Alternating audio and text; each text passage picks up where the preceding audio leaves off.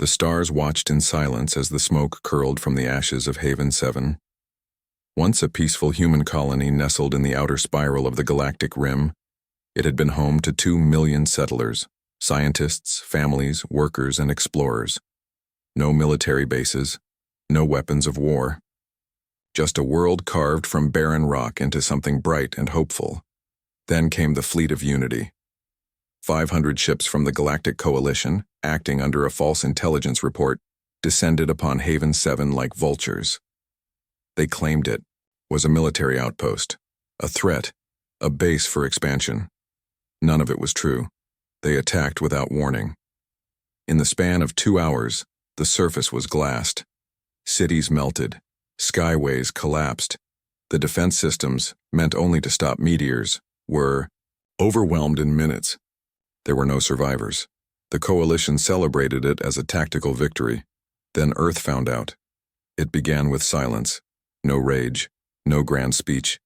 Just a ripple across human communication networks as the loss was confirmed.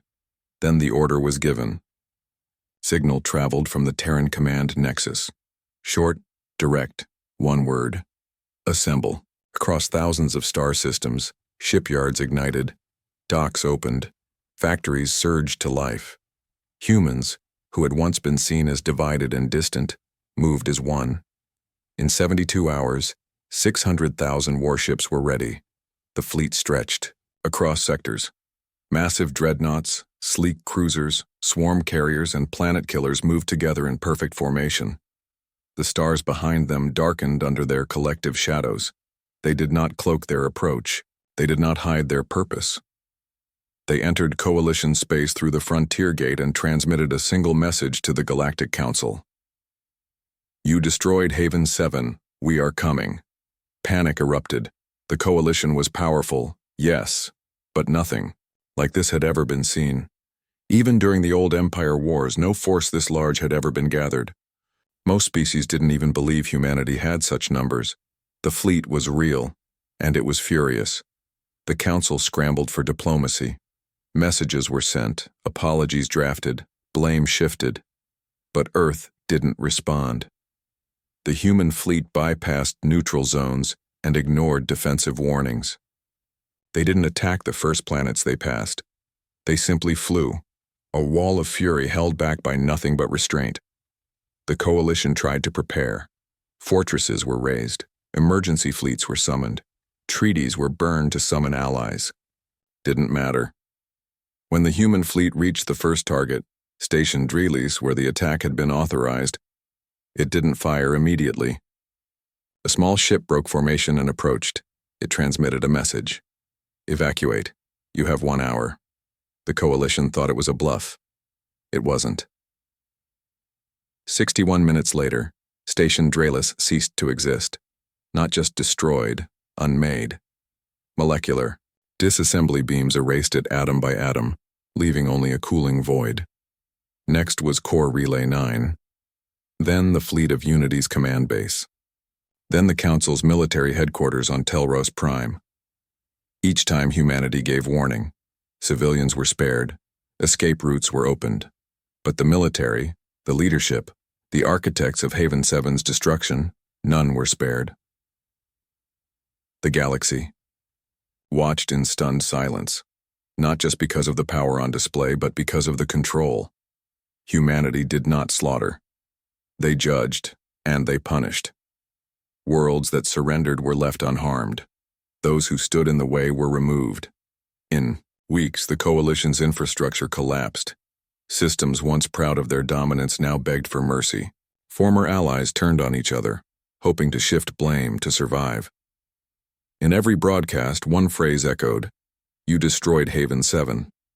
Some tried to argue, some tried to spin stories, but the data logs were clear.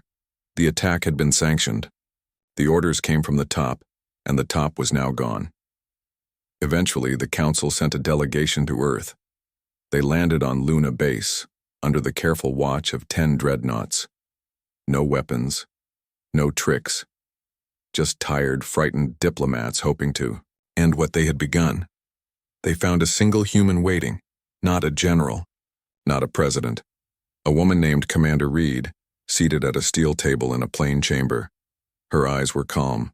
Her tone was cold. "You killed 2 million innocent people," she said. "You called it a necessary action." No one replied. She continued, "We will not destroy your civilizations. We are not you, but we will dismantle your war machine." The delegation nodded, silent. "All militarized fleets are to disband. All superweapons are to be surrendered. You will disband the Coalition Military Council, and Earth will monitor compliance." One of the diplomats, pale and shaking, asked, "And if we refuse?" Reed stood, stepped aside, and motioned to the screen behind her. It showed the full extent of the Terran fleet, not 600,000 ships, but over 1 million, now fully mobilized. The first wave had only been a warning. "You won't," she said. The Treaty of Sol was signed the next day. It wasn't just a peace agreement. It was a reckoning. The old power structure crumbled. In its place, a new era was born, one not of conquest, but of consequence. The human fleet returned home, its mission complete. But they did not demobilize. They remained watchful. And on the scorched ruins of Haven 7, a monument was raised, a tower of black stone with the names of the fallen etched in every known language. Above it, carved into metal that could not rust, were the words, "We came in peace. You answered with fire. We replied with justice."